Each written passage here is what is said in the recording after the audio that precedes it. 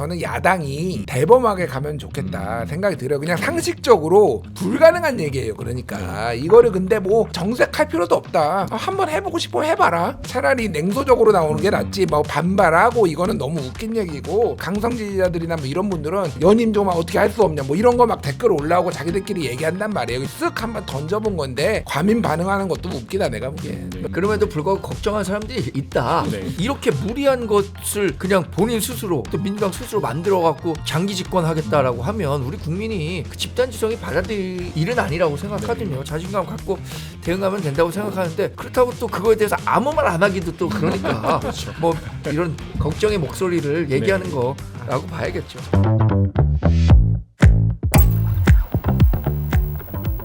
오늘 좀 국회 본회의 상황도 좀 언급을 해보겠습니다. 아무래도 내란 전담재판부 설치법에 대해서 이제 상정이 될 예정인데, 국민의힘은 이제 필리버스터로 맞선다는 계획이어서 어떻게 보면 그런 상황에서 이르면 내일이 좀 이제 표결이 이루어질 수도 있는 상황으로 보이는데, 사실 대법원에서 선제적으로 이제 내란 재판 전담부 설치를 위한 예규를 만들겠다고 밝혔습니다. 어떻게 보면 우리가 좀 어느 정도 알아서 하겠다라는 취지인 건데, 그럼에도 이제 정청래 대표가 조희대 사법부에 뒷북치는 꼼수 조치다라는 식으로 이제 어떻게 보면 얘기를 하면서 계속 밀어붙이겠다는 뜻을 밝힌 건데, 뭐 소장님 보셨을 때 이렇게 민주당에서 사실 저희가 매 방송 때마다 이 내란 전담재판부 얘기를 상당히 자주 했습니다.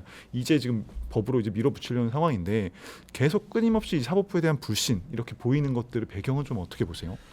일단 민주당은 그 직위원 재판부에 대한 불만이 큰 것 같아요. 네. 다른 재판부에 대해서는 특별히 얘기 안 하고 있는데, 근데 문제는 또 직위원 재판부가 내란 혐의와 관련한 재판을 하고 있다는 그렇죠. 거죠. 예.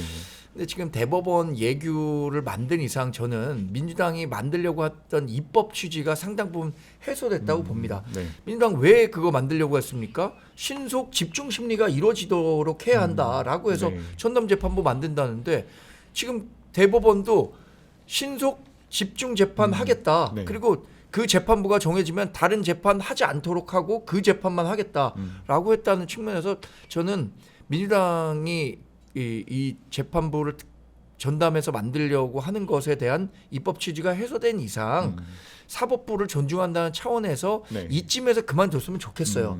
그런데 뭐 어떤 탄력이라는 게 있는 거 아닙니까? 네. 관성이라는 게 있어서 계속 가겠다는 건데, 저는 이재명 대통령이 만약에 그 법안이 통과된다고 하더라도 사법부를 존중하는 차원에서 거부권 행사하는 쪽으로 마무리를 한다고 하더라도 전혀 무리가 없을 것 같아요.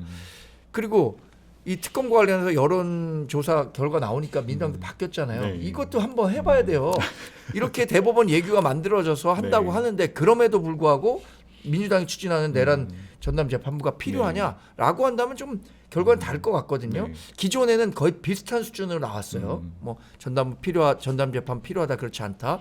근데 그것도 정치적인 경향성이 있기 때문에 뭐 그 국정 지지율 높은 상태에서, 민주당 지지율 높은 상태에서 그래서 나온 결과지, 개별적으로만 놓고 본다면 저는 이렇게 사법 체계를 흔들 수 있는 수준의 이런 거를 원하는 국민은 많지 않다고 보거든요. 네, 평론가님 어떻게 좀 민주당 이미 호랑이 등에 올라탄 상황이에요. 네. 민주당 입장에서는 이거 지금 만약에 예규를 만들었으니 저희가 적겠습니다 하면은 당 게시판 폭발할 거예요. 폭발. 물러설 수 없는. 예, 강성 지지층 네. 뭐 소위 개딸 막 다 몰려와서 뭐 하는 거냐 니들. 막 이런 거 하고, 지금 아직도 더 세게 가야 된다. 조희대한테 어떻게 선택권을 주냐 뭐 이런 얘기하지, 뭐 위원이고 뭐고, 위원 아니다, 우리가 안다, 위원 아니다 뭐 이렇게 하는 분들도 있어서 이거는 무조건 갈 수밖에 없고, 저는 뭐 여러 가지 정치적인 맥락들이 있지만은 법원도 비겁하다.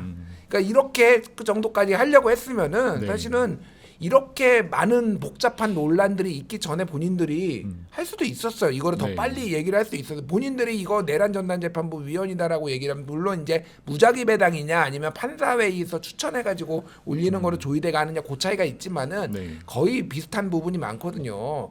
그럼 본인들이 먼저 좀 이거를 해서 지금 이거 해소를 했었어야 되는데 밀리고 하다가 이제 막판에 던져놓으니까 니들이 알아서 해 이런 식으로. 아 이것도 참 보기 안 좋다 그 생각이 듭니다. 예. 네.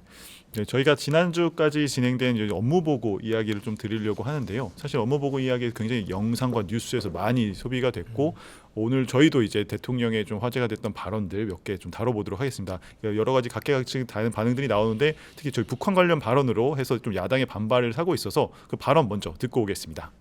북한은 혹시 남쪽이 북침하지 않을까 이 걱정을 해가지고 삼중 철책 치고 혹시 탱크라도 넘어오지 않을까 해서 평원 지역에는 방벽을 쌓고 다리 끊고 도로 끊고 그러고 있다는 거예요. 북한 노동신문을 국민들한테 못 보게 막는 이유는 그냥 뭐예요? 국민들이 그 저기 선전전에 넘어가서 빨갱이 될까봐? 그거 아닌가요 원래? 예, 맞습니다. 예, 지난 금요일이었죠. 19일 이제 외교부와 통일부 업무 보고 때 나온 발언인데 북한이 이제 비무장지대에서 국경화 작업을 벌이는 건 우리의 북침을 우려한 것이라고 했고 이제 노동신문 언급도 했는데 우리 국민이 왜 노동신문을 못 보게 하느냐 북한 매체 국민 접근의 제한을 언급을 한 건데 그러니까 우리 국민들이 어떻게 그걸 본다고 뭐 설득이 되겠냐 뭐 이런 식의 언급도 있었습니다. 굉장히 이런 부분에 대해서 좀 국민의 힘에서도 여러 반응들이 나왔는데 뭐 저희가 뭐 사실 노동신문 부분은 저도 사실 예전부터 이제 통일부나 이런 데서 요구 사항이 나왔던 거라서 소장님 보셨을 때는 이런 좀 대통령의 발언은 좀 어떻게 보셨나요? 저는 이런 생각했습니다. 이게 노동신문을 못 보도록 규제를 해놓은 거잖아요. 네. 규제를 풀려면은 이 규제를 통해서 얻을 수 있는 규제를 풀므로써 얻을 수 있는 효능감이 굉장히 커야 한다. 그 규제가 있을 때보다 네. 훨씬 더 커야 한다라고 생각하는데 그 지금 노동신문에 대한 그 규제를 푸는 게 그 네. 정도의 효능감을 줄 수 있나 국민에게? 오히려 반대로 저도 그 부분에 동감해요. 노동신문 본다고 하더라도 우리 대다수의 국민들은 그걸 보고 김정은이 훌륭한 사람이구나. 아, 북한이 이렇게 좋은 곳이구나 라고 생각할 가능성은 낮다고 생각하지만 네. 5,200만 명 전체로 본다면 저는 상당 부분 이 선전선동 또는 북한에 대해서 잘못된 생각을 가질 수 있다. 이렇게 빠질 수 있는 사람들도 분명히 네. 존재한다고 보거든요. 그래서 굳이 그러니까 제 말은 굳이입니다. 굳이 왜 그거를 해줘야 되는가라는 부분에 대한 걱정은 있어요. 네. 그래서 이거를 뭐 학자적으로 아니면 뭐 언론기관이든 필요에 의해서 보는 사람들에 대해 그런 규제 접촉하는 것에 대한 어려움을 좀 풀 필요성 그거 네. 있다면 그 정도까지는 해줘도 되겠지만 네. 일반 대중 모든 국민이 노동신문이든 북한의 어떤 선전 매체에 접근할 수 있도록 하는 건 저는 뭐 찬성하지는 않습니다. 과거에 저 접경지대에 살았기 때문에 삐라 많이 날라왔거든요. 네. 삐라 신고하면 뭐 네. 학용품도 주고 그랬잖아요. 지금은 삐라 거의 없어졌지만 네. 그럼에도 불구하고 굳이 그거를 왜 모든 국민들이 볼 수 있도록 허용해줘야 되나라는 네. 생각은 합니다. 네. 평론가님 좀 어떻게 보셨습니까? 저는 옛날부터 네. 이거 개방해야 된다라고 생각을 했고요. 네. 국힘의 이중성에 대해서 지금 얘기를 안 할 수가 없는데 뭐 박성원 대변인이나 뭐 논평해가지고 이거 뭐 친북인 뭐 그런 취지의 막 얘기도 막 나오고 그랬어요. 그렇죠. 네. 자, 2022년 7월달에 윤석열 대통령이 그 윤석열 정부 때 남북 간 언론 출판 방송의 단계적 개방을 통해 상호 공감대를 넓히고 민족 동질성을 회복하겠다라고 얘기했고 그래서 노동신문 이거 공개하는 것도 검토를 했어요 그때. 네. 그때 윤재옥 뭐 외교통일위원장 이런 분들도 공감대 상호 넓히고 하자 이런 거 네. 체제에 문제 없다. 태영호 의원이 특히 탈북자 출신 태영호 의원이 이거 꼭 해야 된다. 네. 그러니까 이런 거 북한의 실상을 알아야지 종북주의자들이 오히려 이거가 더 좁아진다, 입지가 좁아진다 이렇게 얘기를 했거든요. 네. 근데 갑자기 지금 이재명 정부가 한다니까 그런 뭐 이상한 얘기들이 나오는데 그냥 우리나라가 GDP가 2,000조고요. 북한 30조입니다. 네. 언제까지 북한이 무서워서 벌벌 떨어요. 네. 국방비도 한 10배 차이 나요. 걔네는 많이 쓰니까 막 25%까지 쓰니까 그 격차 그 GDP 60배 차이 나는 것만큼 안 나지만은 네. 이제 더 이상 북한은 우리의 체제의 상대가 아니고 만약에 이걸 봐가지고 북한 넘어갈 사람이면 다 넘어가라고 하세요 그냥 네. 빨리 좀 데려가라. 북한이 그렇게 좋으면 가라고 그래 네. 진짜. 뭐 이게 이런 거 가지고 대한민국 보수가 아직도 이런 거에 불안해합니까? 지금 보수는 각성했으면 좋겠다 진짜. 예. 아니 뭐 불안한 건 아닌데 제가 말씀드린 것처럼 굳이 뭐 우리 국민 모두가 노동신문에 접속할 수 있도록 할 필요가 뭐가 있냐라는 말씀을 드리는 거예요. 그러니까 학술적으로 뭐 필요에 의해서 접속할 사람들 연구하는데 불편함이 없도록 하는 건 저는 뭐 충분히 인정합니다만 뭐 그리고 2022년에 윤석열 전 대통령이 단계적으로 하겠다는 거 단계적으로 하겠다고 한 거잖아요. 근데 뭐 전면적으로 확 이게 하는 것은 저는 찬성하진 않아요. 기자들 입장에서도 되게 짜증 나는 게 이게 연합뉴스만 주로 보고 보도를 하잖아요. 그렇습니다. 예. 원문을 기자들이 보고 이 해석을 달리하거나 다른 걸 하고 싶어도 연합뉴스가 하는 그것만 보고 해석할 수 있으니까 진짜 짜증 나요. 짜증 나시죠? 저희도 그러니까 사실 뭐 우회 접속을 하거나 여러 가지 정식적인 방법으로 볼 수 있는 방법이 없기 때문에 취재하는 입장에서 좀 굉장히 좀 어려움이 있긴 합니다. 체제에 대해서 정확하게 알아야 된다라고 보고 언론만 공개를 하고 그러면 대중한테 공개 안 한다? 저는 이거 뭐 노동신문 맨날 들어가서 볼 국민이 얼마나 있겠습니까? 볼 게 얼마나 많은데 지금 정의원 저속 노화도 봐야 되고. 아니 그래서 정말 많은 사람들이 가서 보지는 않겠지만 일부라도 가서 보면 문제가 발생할 수도 무슨 있는 문제가 생겨? 있다니까요. 헛소리하는 건 북한에서 헛소리하는 건데 다. 여러 다양한 의견들이 나오고 있는데 사실 저희가 이렇게 토론을 할 때 댓글을 통해서 여러 댓글 반응들 남겨주시면 감사할 것 같고요. 오늘도 여러 많은 시청자분들이 동시 접속으로 보고 계신데 구독, 좋아요, 알림 설정도 같이 좀 눌러주시기 특히 바랍니다. 그 지금 좋아요가 944개예요. 이거 1000개 넘어야 되지 않겠습니까? 그러니까요. 지금 좋아요 안 누르고 보시는 분들 계세요. 동시 접속자가 저희가 2,000명도 넘었는데 좋아요가 그러니까 훨씬 2,000명 절반밖에 안 넘은 거 되는 우리 방송한 다음에 부분이- 처음인 것 같아요. 그렇네요. 네. 지금 마지막까지 좀 더 많은 분들 시청 계속 유지해 주시기 바라고요. 사실 또 저희가 업무 보고 얘기를 하다 보니까 또 김민석 총리가 약간의 자화자찬성의 그런 평가를 한 게 있습니다. 사실 뭐 업무 보고에 대해서 이제 넷플릭스보다 좀 재미있는 젠플릭스라는 표현을 했었는데 지금 화면은 좀 다른 내용으로 나가고 있는데 어떻게 보면 보고하는 사람은 괴롭고 아주 힘들지만 많이 배운다라는 식의 평가를 했었어요. 그러니까 굉장히 어떻게 보면 큰 의미 부여를 하면서 이 좀 업무 보고에 대해서 좀 칭찬을 한 건데 여기에 대해서는 소장님께서는 이런 평가 좀 어떻게 결과적으로 업무 보고가 좀 이번 정부에 좀 득이 된다 이렇게 좀 뭐 보시나요? 자화자찬이죠. 본인들이 하는 칭찬은 의미가 없다고 봅니다. 정말 국민들이 어떤 평가를 하고 있는가. 근데 갤럽 조사를 보니까 이번에 소통 잘하고 있다라는 점이 가장 긍정적인 평가를 받았다는 측면에서는 뭐 또 의미가 있었다고 봅니다. 저는 그러면 이게 좋은 뜻에서 공개했잖아요. 그러면 그 더 좋은 효과를 내도록 이게 운영의 묘를 살렸어야 되는데 운영의 묘 측면에서는 그렇게 좋았던 것 같지 않아요. 특히 전반적으로 이거 국정 운영과 관련해서 이렇게 돌아가는구나라는 거를 가감 없이 보여줬다는 측면은 의미 있는데 거기서 대통령이 보였었던 태도, 뭐 대통령다움, 그리고 일부 논란이 됐었던 부분들 그런 거에 대한 대통령실의 태도 이런 거는 좀 개선할 부분이 분명히 있었다고 생각합니다. 이재명 대통령은 정치적으로 손해보는 짓을 잘 안 합니다. 그리고 뭐 있으면은 바로 접어요. 그러니까 이거를 계속한다라는 거는 손해는 최소한 미치는 장사는 아니다.